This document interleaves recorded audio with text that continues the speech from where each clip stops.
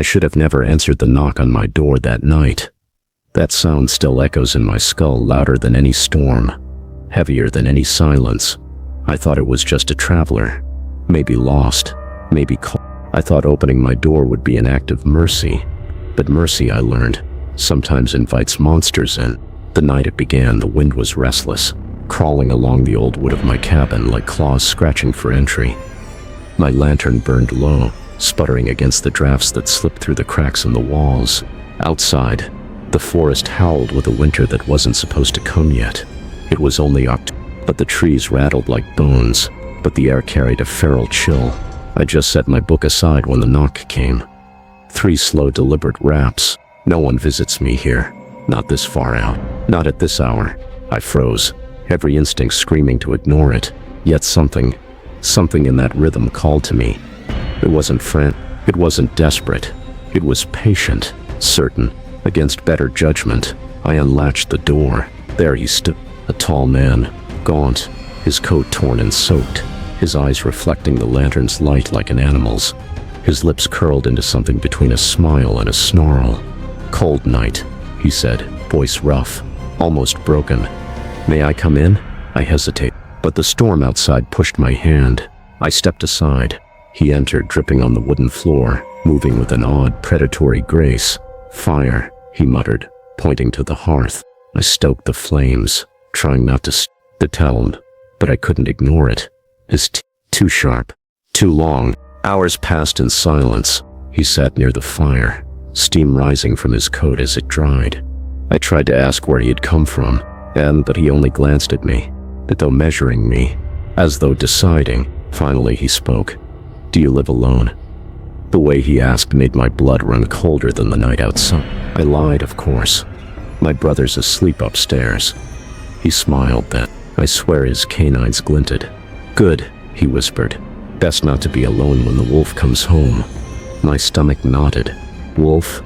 His eyes flicked to the window. The forest outside seemed darker, hungrier. "We'll hear it soon."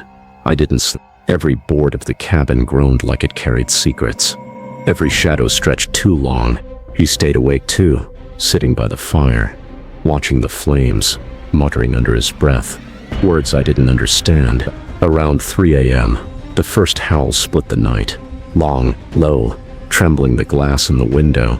I flipped it, but he smiled. It was close. I stood, heart racing. "What is?" His grin wrined. "Home." The knock came again. 3 raps, slow, deliberate, just like before. My breath caught. "Did you?" But he hadn't moved. He was still in the chair, smiling. The knock repeated.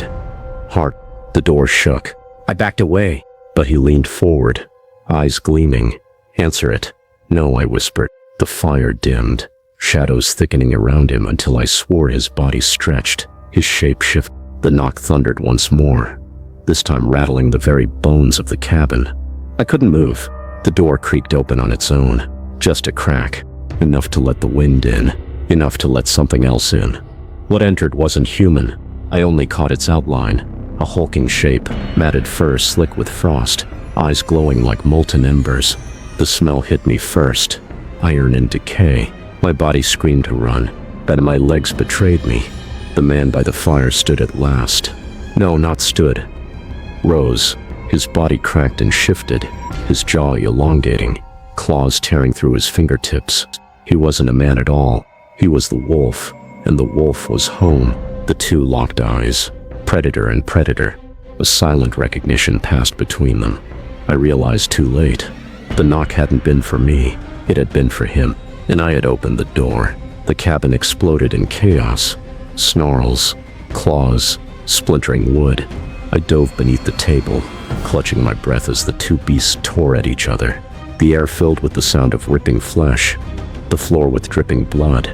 Through the madness, one thought burned in my skull. I should never have answered the knock on my door that night. The battle ended as suddenly as it began. Silence. I didn't dare move. Then footsteps, slow, heavy, crossing the broken cabin floor. I peeked from under the table. One figure remained. Not the man, not the beast. Something worse. A twisted merging of both, its mouth dripping, its chest rising with unnatural breath. Its eyes found me. It grinned. "Your turn to keep the door," it rasped. And before I could scream, before I could run, the cabin walls shuddered. 3 knocks. Slow, deliberate. I should have never answered the knock on my door that night, because it never stopped knocking.